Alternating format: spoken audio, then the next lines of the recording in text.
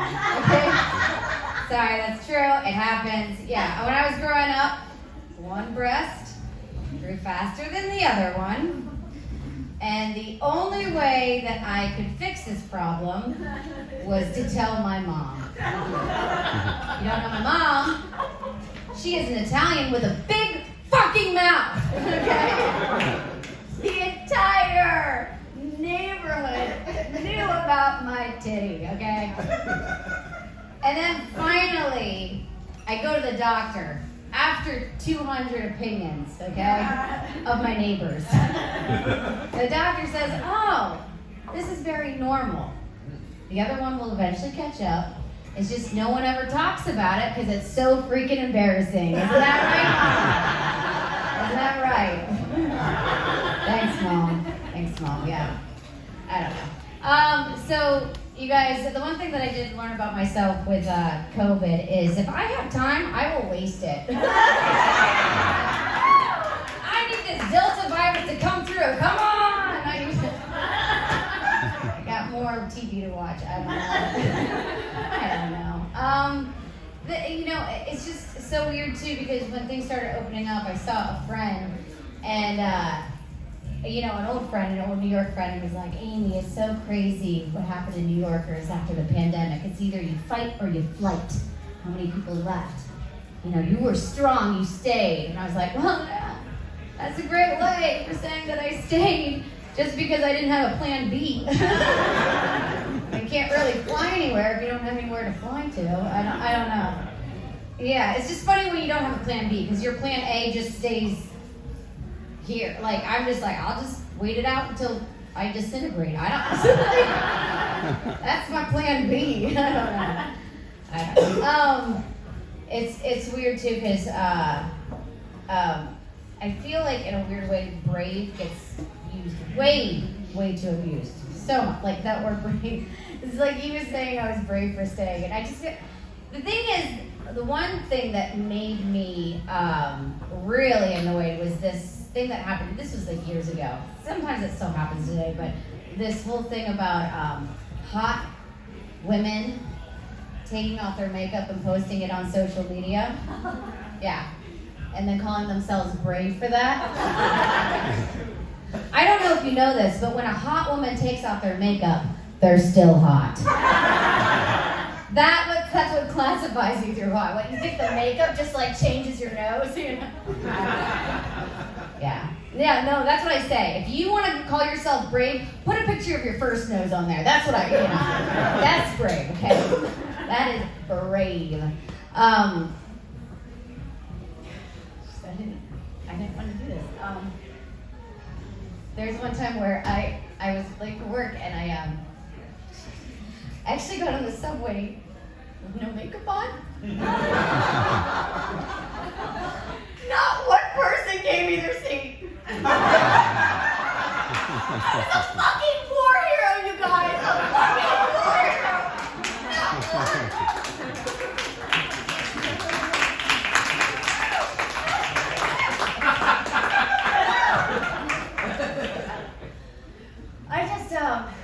My main thing too is like, what am I supposed to do when I'm like trying to talk to like a 12-year-old that has an image complex? It happens all the time. It's like, oh, don't worry. You see this picture of Beyonce?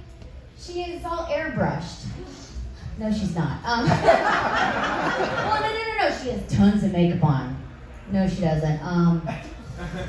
You're gonna have to learn to love yourself. Okay?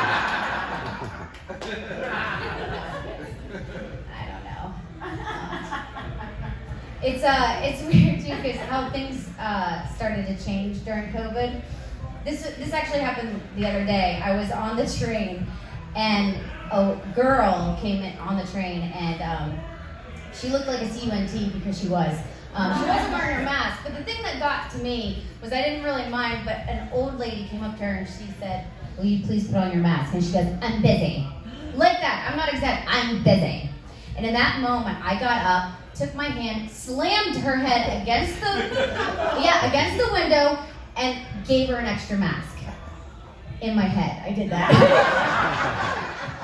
You guys, I don't know how this. I've never gone in a fight before in my life. Okay, I don't know how. The thing is that I know that I have a face and a nasal sound of a voice, like I should have been punched 20 times, but I have not been punched yet. And please don't take that as an opportunity to punch me, whatever I'll say, because I feel like I know it's coming, and it's like I feel like my punch is like chicken pox. It's not so bad if you're little. It's gonna be bad. Like, it's gonna be bad. It's gonna be a bad punch. I don't know. Yeah. I don't. That's all I have to do with that. No. So you guys, I did get married. Yeah. Everyone was like, oh my gosh, because he proposed to me during the pandemic. He was like, everyone's like, oh my gosh, were you surprised? And I was like, yes. Surprise or ultimatum, tomato, tomato.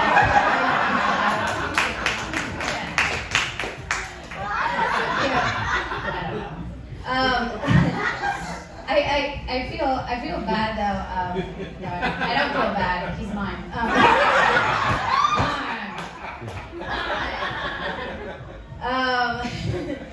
No, it's funny too because I just right when I got engaged, I sent out those wedding invitations like right away. Like at the time, like when we got married, it was everything was opening up and it was pretty okay. But this was the time not to send out invitations. This is way too early in the pandemic for save the date. It's like people got this wedding card and they're like, wow, you really want to kill grandma. It's like,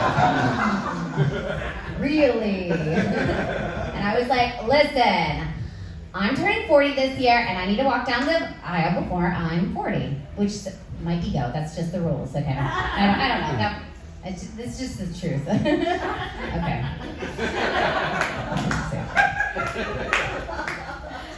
I did try to make the invitations a little bit more, like I had to lie a little bit. Hey guys, come join us for this great celebration in Chernobyl or Iowa City. I didn't make it look like a little worse than what it was.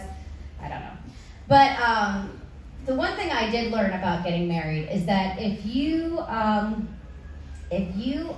trying to get married and you spend about 8 to 6 months trying to get in shape and lose weight, please don't go to Iowa City a week before your wedding.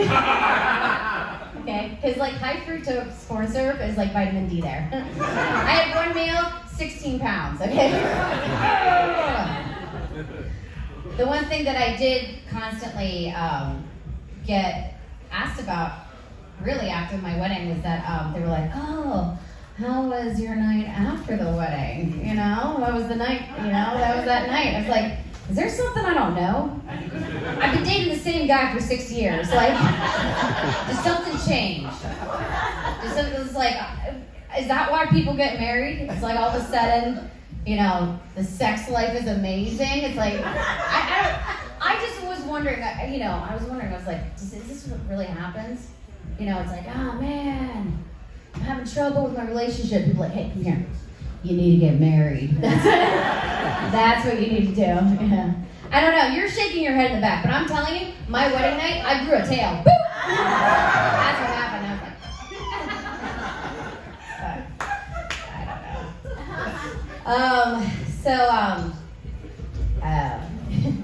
like, has anyone ever quit a job because they read one too many self-help books?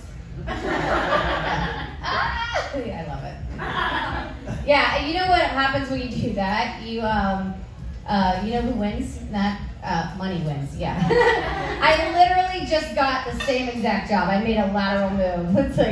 It's like I was like, oh, I need a job. No, the one thing about jobs, I don't like working with people. Yeah, working with people, I'm not a team player. But, so this one girl comes into my work and she was like, a coworker of mine, she was like, I saved a girl's life last night. I was like, oh, well do tell, because I just know you're a piece of shit. Please. And she's like, no, listen, I was at a bar and there was a drunk girl at the bar. What? A drunk girl at a bar? No. What happened next? And she's like, okay. So she was in a corner and there's a bunch of dudes trying to rape her. Oh, a bunch. Tons of them, just like scattered. So she's like, moved them around, and I grabbed her, and I was like, what's your name? Where do you live? I'm your friend. I'm gonna get you home. What's your name? Where do you live? I'm your friend. I'm gonna get you home. What's your name? Where do you live? I'm your friend. I'm gonna get you going home. And she goes, and then I pushed her onto the subway. You did what? Okay, did you guys not ride New York subways? Instead of maybe, possibly, you know, getting raped in a nice penthouse. She is now not only going to be raped, but now murdered, okay? And she was like, no, you don't understand. I asked her address 3 times, and I pointed her in the right direction. I know, it was sad. I was like, this is the moral of the story. No matter how much, no matter when a girl is drunk, no matter how drunk she is, another girl will not pay for your cab ride home. Okay?